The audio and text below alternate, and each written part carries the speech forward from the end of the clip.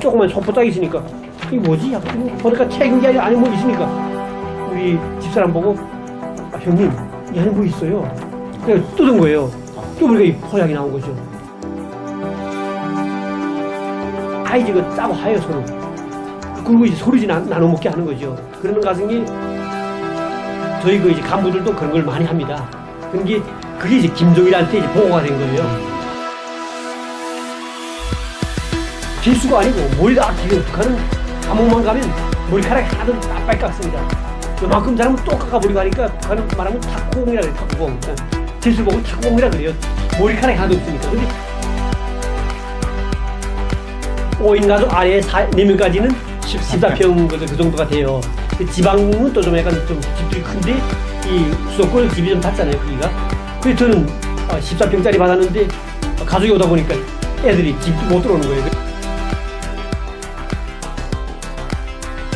근데 거의 대다수가 정착 잘합니다. 그래서 지금 최근에 나온 우리 통일부에서 통계 자료에 의하면 탈북자 정착이 요즘에는 너무도 잘 돼 있다고 지금 이야기되고 있죠.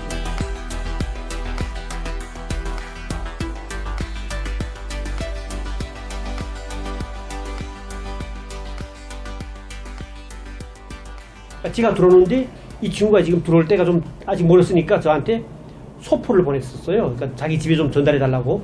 그래서 제가 그 소포를 받으니까 지금 손에다가 책을 3권을 넣었는데 그 책 3권이 왜 보낸지 의심도 하지 않고 가지고 왔어요. 근데 그 안에 뭐 있었냐면 포약이 있은 거예요. 포약이 어떤 포약이냐면 백두라지 농장을 개간하면서 이제 도로를 내잖아요. 그러면 도로를 낼 때 그 큰 나무를 이제 쓰러뜨리려면 포약을 심어가지고 폭파해가지고 도로를 냈어요 그때. 근데 이 친구가 그때 포약수로 동원돼가지고 일하다 보니까 이 포약이라는 게 지금 손가락만한 그런 이제 심지가 달린 그 북한말로 뚜로찔이라 그래, 뚜로찔. 네. 거기다 이제 담배불 붙이면 바로 이제 쫙 해서 폭파되면서 안에 기본 이제 포약이 터지는 거잖아요. 네. 다이너마이트 맞습니다. 근데 그걸 어떻게 하냐면 우리가 거기 있을 때 쉬는 날이면 그 소주수 발전소라고 도수지가 있습니다. 그 발전소에 가면 빙어가 많거든요. 우리가 이제 폭파했던 그걸 이 친구가 이제 몰래 가져오면 이런 술병 있잖아요. 유리병. 거기다가 질환비료를 꽉꽉 채워요. 채워놓고 거기다 이제 심지를 받고 진흙 떼 해가지고 그 다음에 바켓에 불 붙여가지고 딱 던져놓으면 그게 들어가서 팡 터지면서 이제 그 빙어가 떠요. 이게 한 번에 건져내면 이런 큰 이제 이런 바켓이라고 하는 그 바켓이 한 절반 정도 차요. 그러니까 그 빙어탕을 많이 해 먹었거든요. 그때 가서. 이 친구가 그걸 보고 나서 그 다음에가 아버지 한갑이었어요. 그러니까 북한은 수명이 작다 보니까 한갑 무조건 세거든요. 그러니까 이 친구는 지금 한갑을 세는데 지 가져오면 될 건데 왜 그걸 나한테 보내지? 지금도 난 아직 이해는 못하겠어요. 근데 그걸 넣어서 보냈는데 그러니까 아버지 한갑 때 쓰려고 평양에 보냈다가 그 고향은 그 친구 길주입니다. 그러니까 길주에 있는 아버지 한갑 때 가지고 가서 이제 고기 잡으려고 아마 후에 그러더라고요. 근데 그게 이제 나온 거예요. 그러니까 그 사건은 이미 전에 이제 마무리됐습니다. 왜냐하면 제가 그걸 당 조직이 말해야 되겠는데 당에다 이제 이 이름이 김영훈이라고 이 영훈 동무가 지금 저한테 보냈는데 이게 포약이 있습니다 말하면 가는 그날로 이제 온 가족이 감옥에 가고 추방 가고 막 일이 나요. 근데 내가 그놈 불러다가 야 너 미친놈 아니냐 이걸 어떻게 나한테 심부름 시켰냐 이상해가지고 근데 그것도 내가 발견한 건 아닙니다. 우리 집에 내 동생이 놀러 왔다가 이 조그만 소포짝이 있으니까 이게 뭐지? 보니까 책임이 안에 뭐 있으니까 우리 집사람 보고 형님 이 안에 뭐 있어요? 그냥 뜯은 거예요. 또 우리가 이 포약이 나온 거죠. 그래서 저녁에 집에 갔는데 나보고 이 포약이 있다는 거예요. 그 다음에 내가 너무 기분해가지고 그거 지금 친구가 지금 교대에 오려면 한 달 지나서 온단 말이에요. 그래서 올 때까지 집에 보관하고 있다가 온 다음에 제가 만나가지고 막 욕했죠.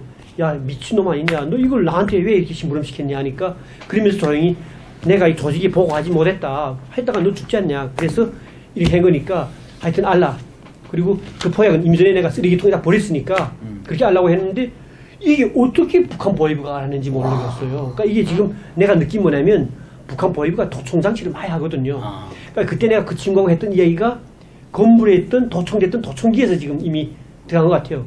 어느 하루는 부르더니 그 북한 우리 그 연구소는 특수보위부가 있습니다. 네. 8호 안전부라고 또 이제 경찰도 또 특수 경찰이 있어요.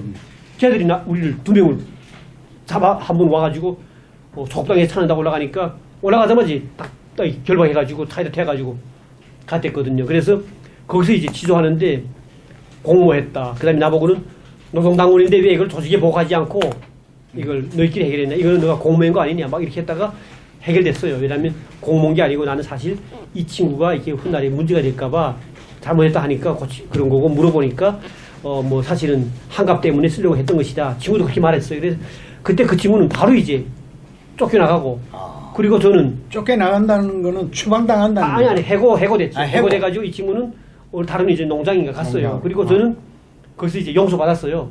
받아가지고 그리고 있는데 지금 갑자기 김일성이 죽었잖아요. 예. 안 죽었으면 또 문제가 아닌데 죽어가지고 중앙당금을 들어왔는데 문제될 게 없으니까 그 꼬투리 잡아보죠. 근데 왜냐하면 나를 그 꼬투리 잡으면 다른 사람이 들어오니까 다른 사람 넣자는 거죠. 네, 그래서 제가 일부러 그래서 그때 연막을, 제가 나왔고 예. 나오다 보니까 그 다음부터는 이제 제 운명이 완전히 바뀌었는데 제가 그때 나오면서 많이 이제 정말 절망도 하고 또 아버지에 대한 그 부모가 지금 높은 간부 못에 대한 그런 이제 좀 토대가. 한도 좀 있었고 그랬는데 지금은 너무도 고마운 거예요. 그게 그때 나왔으니까 제가 이렇게 좋은 대한민국 온 거 아닙니까 사실은. 그래서 지금은 오히려 고마운 거죠 사실은. 그래서 그 연구소 나오고 나서 네.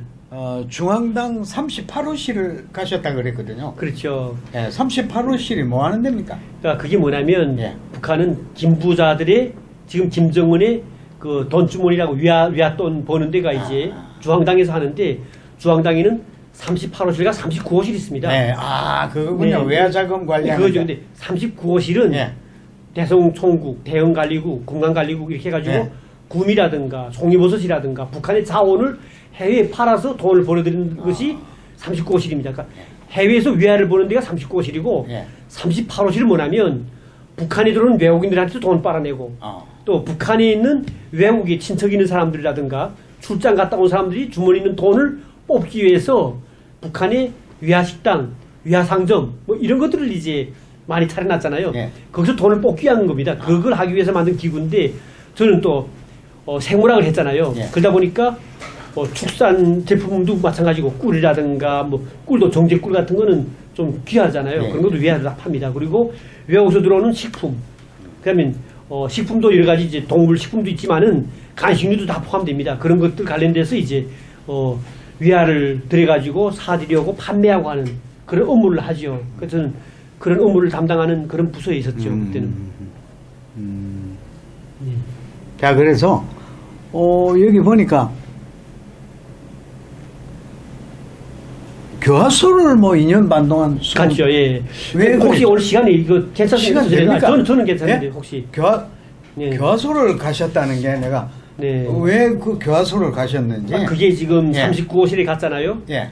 39호실이라고 하는 거는 위압을 하는 기관이니까 특수한 게 뭐냐면 들어가면 모든 사람들이 주머니는 달러를 가지고 살아요. 예. 그러니까 처음에 제가 들어가 보니까 점심 식사하러 가는데 위안식당 가서 먹는 거예요. 예.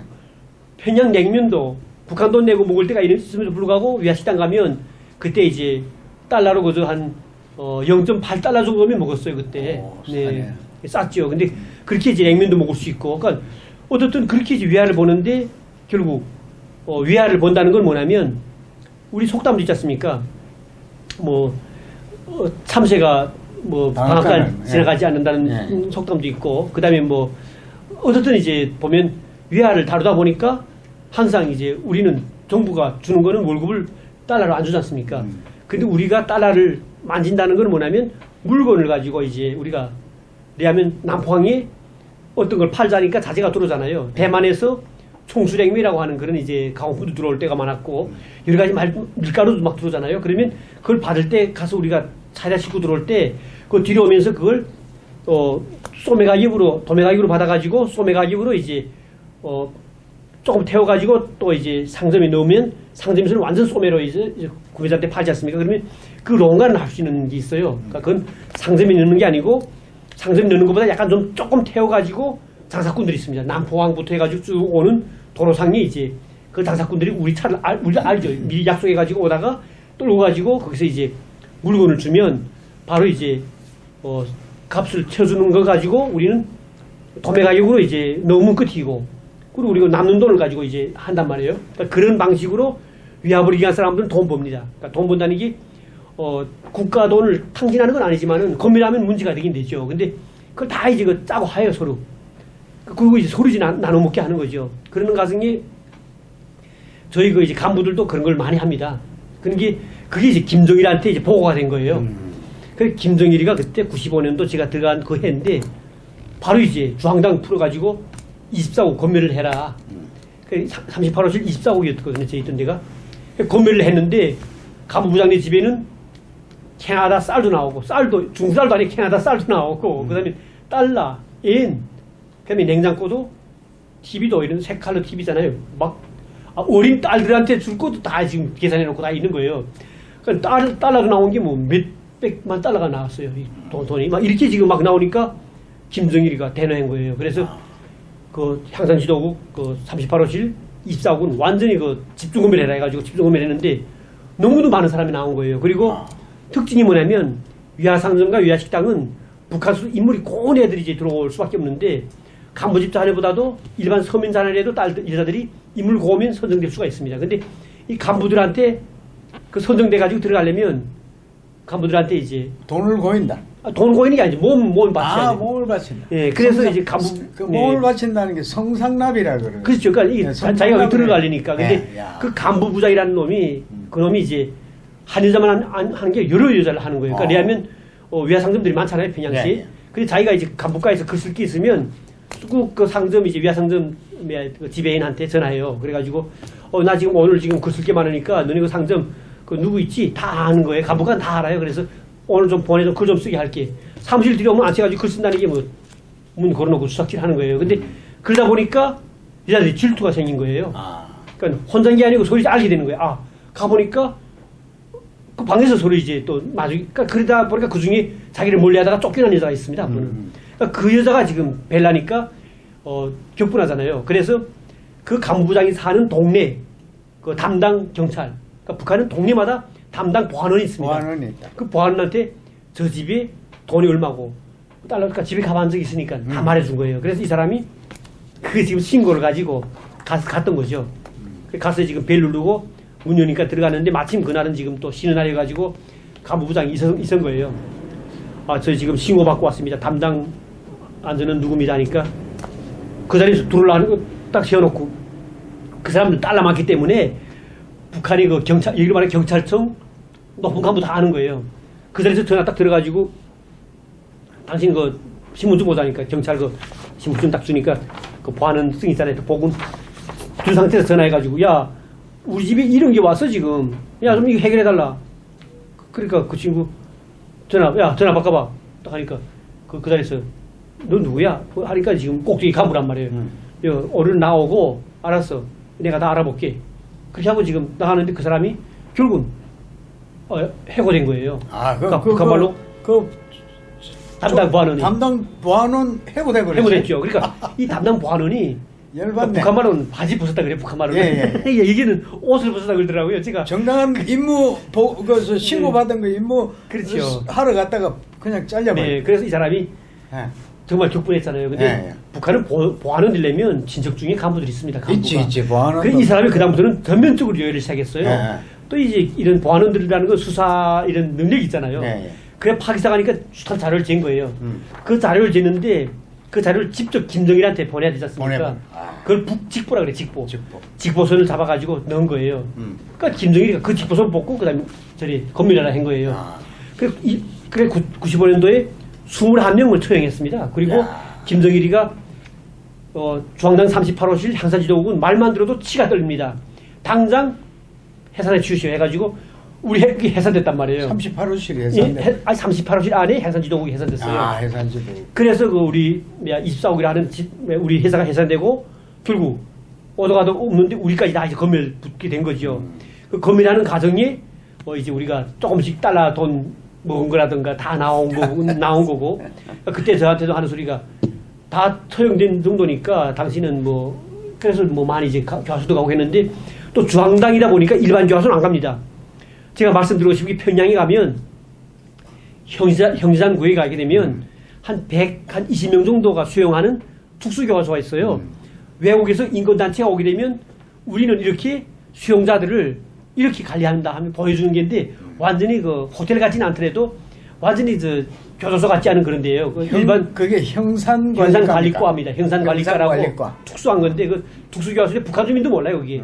거기 가 보니까 완전히 북한 있을 때 고위 간부했던 사람들이 다 들어와서 지금 잡혀가지고 지금 교도생활 하는 거죠. 그러니까 내하면 일반인과 같이 있으면 비밀도 많이 나가고 그다음에 특히 뭐냐면 그래도 교도소 가면 다 죽어요 많이 북한 사람들은. 왜냐하면 병이 나도 치료 안 되고 그다음에 먹을 것도 없고 한데 평양시 있다 보니까 거기 있으면 가족들이 면회자 오잖아요. 예.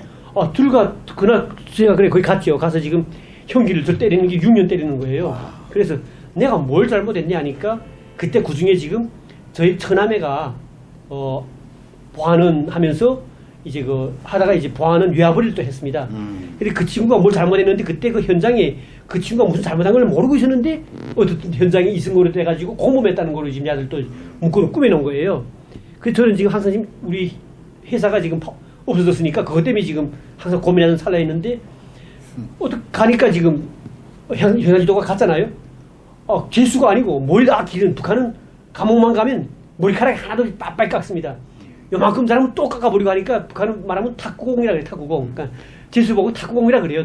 머리카락이 하나도 없으니까. 근데 거길 가니까 다 이 간부하는 사람들 온 건 다 머리 길렀어요. 왜냐하면 외국인들이 오게 되면 보여줘야 되니까. 그리고 그런 데도 있네. 잘 먹어야 되니까 계속 면이 오게 만들기 때문에 거기는 서해안역에서도 그저 한 9km밖에 안 돼요. 그러니까 서해안역에서. 그러니까 이제 북한의 인권 문제 때문에 교도소 인권 문제 때문에 국제관계에서 그렇죠. 많이 하니까 우리 교도소는 이렇다 아니다 하는 게 보여주는 게 거죠. 형산관리소로 가죠. 네, 형산관리. 근데 수의복도 보면 일반 수의복이 있지만 따로 있습니다. 그거는 이제 그 사람들 올 때는 따로 보여주는 거고 그다음에 감옥 자체가 일반 다른데 감옥 같지는 않아요. 딱 보면 북한의 일반 이제 좋은 려간처럼 돼 있어요. 그리고 온돌방이고. 근데 재수는 좋았네. 거기로 갔으니까 일단. 좋은 데다가 지금 또 그 뭐냐면 그 안에는 뭐냐면 북한에 있는 이런 경찰청 고위 간부들이 먹는 식자재를 마련하는 데예요. 거기가 있는 게 뭐냐면 운수과가 있고 그다음에 남세반이 있고 농산반이 있고 그다음에 축산반이 있어요. 그러니까 축산반은 뭐냐면 간부들 먹는 돼지, 오리, 메추리, 그다음에 뭐 계산이, 그다음에 닭입니다. 그게. 근데 그걸 이제 제가 생물학 했으니까 반장이라고 해가지고 책임지게 한 거예요. 그게. 그 저희 진짜 많이 키웠습니다. 근데 그러다 보니까 재수라는 게 말이 재수지 일반 감옥 가면 죽도 못 먹는데 저희들은 고기덩이를 계속 먹는 거예요. 그러니까 짐승을 많이 잡으니까 잡을 때마다 이제 저희는 잡아도 저 같은 거는 고급 부위만 저는 먹죠. 그리고는 일반 우리 반 사람들한테는 고기를 해가지고 죽처럼 끓이는 데다가 이제 고기를 많이 넣어가지고 오죽해서 온 사람들 그때 고안행구식이 아닙니까 그때가. 그러니까 다 밖에서 죽는데 이 사람들 왜 이렇게 뚱뚱하게 살찌냐고 할 정도로. 근데 왜냐면 국제사회에서 와서 보면은 우리는 이렇게 잘 먹인다는 거 보여주기 위해서 그거만 보여주는 거예요. 네, 그래서 앞가림만 하는 거예요. 운수과는 간부들 차를 또 수리해주고 야채 남새라는 게 야채반이거든요. 야채반은 매 주마다 고위 간부들한테 고기 보장하고 야채 보장하고 하는 그런 농장, 그런 교화소였는데 특수교화소죠. 근데 어떤 그런 교화소가 있다는 건 지금도 몰라요. 그래서 제가 국제사회다가 그 교화소는 거짓말 교화소이기 때문에 잘 알라. 가서도 그거는 보여주기식 교화소이기 때문에 그래서 제가 2년 반 동안 있었는데 지금 보면 제가 남들이 굶어 죽을 때 오히려 거기서 더 이제 그런 생활을 했죠. 근데 어쨌든 그때 느낀 게 뭐냐면 이게 북한은 감옥마저도 이렇게 정말 분리돼 있고 그리고 저희 있던 그 감옥에 관행군식이 사람 많이 죽으니까 북한의 그 당중앙위원회 농업비서였던 소관이라고 이제 총살했는데 그 사람도 잠깐 들어왔다 갔습니다. 이렇게 고위층들은 들어와 있다가 가고 또 북한의 외국인들이 왔다 범하잖아요. 그런 중국인들, 뭐 각종 다른 나라 러시아인들 외국인들이 오면 또 거기 이제 잡아넣습니다. 그래서 저 있을 때도 중국인 3명이 들어왔었는데 한 명은 왕국유라고 북한에 와서 이제 군물 장사하다가 잡혔어요. 그러니까 그 친구는 맨날 중국 대사관에서 이제 면회 옵니다. 그러면 올 때마다 이제 그 월병을 가져오는데 걔만 오면 내가 다음번 월병 오면 무조건 가지. 맨날 오면 그 친구 나한테 월병 이제 이런 봉지를 하나씩 막 줘가지고 먹고 막 그랬죠. 그러니까 이제 외국 대사관에서 면회 오고 하면은 보여주니까 그러니까 외국인들도 이제 그게 같이 들어오는 같이 거죠. 있으니까 네. 외국인들도 이런 교도소에 잘 살고 있다. 네, 근데 지방 교도소는 막 엉망이잖아요. 말이 지방 아닙니다. 교도소는 사람이 들어오면은 다 죽어간다는 그런 그렇죠. 교도소인데. 제가 이 교화소 들어가기 전에 예. 개천 교화소하고 정산 교화소를 잠깐씩 들어갔다 나왔어요. 왜냐하면 얘들이 바로 이제 같이 들어 안 갑니다. 왜냐하면 다른 교화소가 어떤가 하는 거 하면서 또 체험을 보여주는데 시키고. 여기 아. 신입사반이라고 십사반이라고 있어요. 예. 금방 신입사반에서 한번 혼내요. 한번 이제 얼마 힘든가 하는 걸 보여주고 그다음에 그걸 뽑아버리는 거예요. 그래서 제가 생각한 게 얘들이 기본적으로 이제 저 같은 거는 축산을 위해서 제가 응용당한 거예요. 한마디로 그런 교화소에서 기술 인력 가지고 이제 그런 것들을 그러니까 제가 있을 때 거기서 이제 부화기도 만들어 가지고 오리라든가 메추리도 제가 부화기를 만들어서 깨우고 막 그랬거든요. 그다음에 이제 짐승이 병나도 그 병을 방역할 수 있는 그런 것도 저희들이 또 했었고 했는데 하여튼 그런 이제 교화소가 있다는 사실은 제가 이제 훗날 시간 되면 이 교화소에서 있었던 여러 가지 일들을 쭉 또 이제 한 시간 할 수가 있어요. 그 한번 제가 시간 될 때 한번 제가 이제 또 하시고. 기회가 되면 제가 너무 많은 시간이 있는데 자 그러면 이제 한국 생활에서 정착은 어떻게 하셨어요? 많은 분들이 지금 탈북자면 뭐 돈도 많이 준다, 뭐 진짜 하는데 사실 좀 정확히 좀 알아야 되죠. 사실은 탈북자들은 항상 고맙다고 합니다. 왜냐하면 한국 분들도 이제 임대주택을 받기는 어렵지 않습니까? 그렇지만은 첫째로 탈북자는 오게 되면 가족이라든가 개인이 한해서는 살 수 있는 임대주택 줍니다. 그 임대주택 줄 때 그 임대주택에 대한 보증금을 이제 지원해 줍니다. 그 보증금 지원하는 지원액이 1,300만입니다. 1,300만. 그러니까 그 돈에 대해서 보면 어떤 아파트는 될 때도 있고 안 될 때가 있더라고요. 근데 어떤 1,300만의 보증금을 해주고 그 다음에 만약 내가 이제 5년 지났을 때 나는 이제는 좀 돈도 벌었다. 그러면 국가에서도 한 5천만 정도가 내가 이제 예금한 게 있다거나 재산이 있으면 나가는 걸 요구합니다. 사실은 정부가. 왜냐하면 또 이제 어려운분들이 있기 때문에 그렇기 때문에 그때는 제가 나가죠. 그때는 그럼 그 1,300만 원은 내 가시죠. 가집니까? 그러니까 처음부터 주는 돈 아니고 임대금 때문에 주는 거고 5년 후에 제가 나오면 그 돈을 찾아가지고 다른 데 갈 때 그 돈을 이제 제가 소유를 해서 활용할 수 있고. 지금은 그 1,300만 원은 몇 년 거치해야 됩니까? 살아야 됩니까? 5년? 5년 동안 거치보다 5년이 보증금이니까 내고 그다음에 월세는 제가 계속 내야 되죠. 월세는 내고. 아니 그러니까 5년 동안 살다가 5년 아니래도 2년 좀 살다가 나올 때도 그 정도 나오면 그 1,300만 원 받습니다. 그 가집니다. 예. NH나 SH에 받을 수 있잖아요. 받죠. 예. 근데 금방 나와서 한 며칠 있다가 나온다면 안 주죠. 안 주죠. 왜냐면 집도 없는데 어떻게 해요? 안 주죠. 그러니까. 그러니까 이 사람이 확실히 어떤 집에 간다는 게 그 확인되면 기간이 한 2년은 돼야 된다고 그러던데. 네, 그렇게 지나가야 되죠. 근데 저도 보니까 그래서 한 3년 지나서 제가 임대주택을 포기했어요.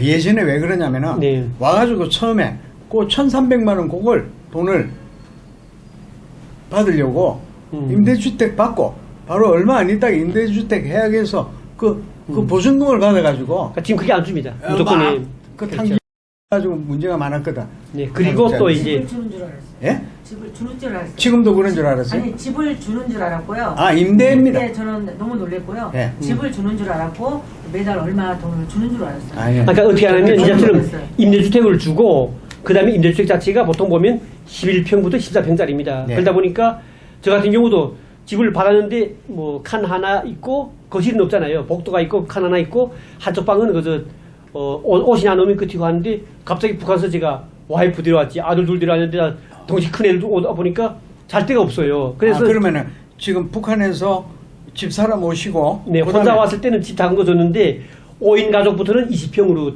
임대주택을 줍니다. 준다. 네, 그 기준이 있어요. 근데 5인 가족 아래 4명까지는 14평 그 정도가 돼요. 지방은 또 좀 약간 좀 집들이 큰데 이 수도권은 집이 좀 작잖아요, 크기가. 그래서 저는 14평짜리 받았는데 가족이 오다 보니까 애들이 집도 못 들어오는 거예요. 그래서 제가 월세를 나갔어요. 그래서 월세 집을 하나 한다고 이제 돈 찾아가지고 월세 보증금 내고 월세에서 살다가 좀 월세는 그래도 그 동네에서 제가 집을 찾았는데 월세 집은 좀 좋진 못해도 크다.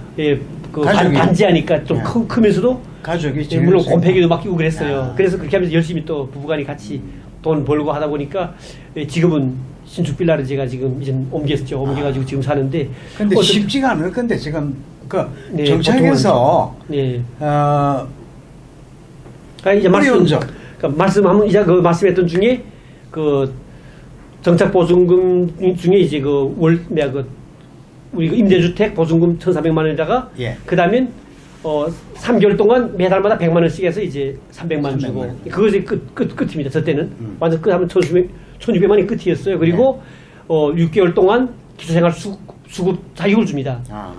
그 동안에 뭔가 자격증을 받아가지고 일할 수 있는 준비를 하라는 거고 6개월 끝나면 그다음부터는 내가 한자가 아닌 조건에서는 무조건 일해야 됩니다. 그때는 딱 잘라버려요. 기초생활 수급비를. 그때부터 내가 알바를 하든 뭐 하든 간에 일을 해야 돼요. 그러니까 그래서 1,400만 원이면 끝이고 6개월은 그래도 정부가 대한민국 국민처럼 주는 거예요. 그러니까 왜냐하면 1인당 40만 원, 가족에 한해서 뭐 2인 가족 되면 한 뭐 60만 원, 3인 가족은 한 거전 거의 100만 원 밑으로 그때 줬었거든요. 그때는.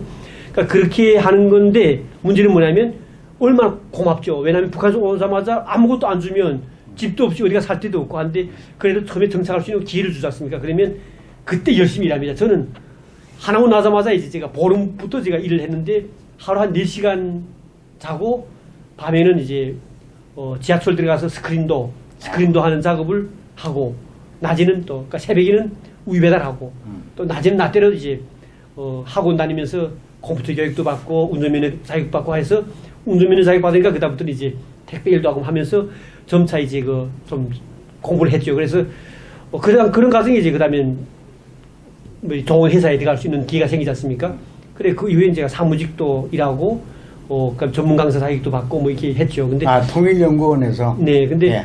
제가 아르바이트는 제가 뭐 노량진 수산시장에 가서 이제 그 고기를 새벽 밤새며 나르기도 하고 예. 우유 배달도 하고 뭐 정말 일을 한국에 여러 가지 일을 많이 해봤습니다.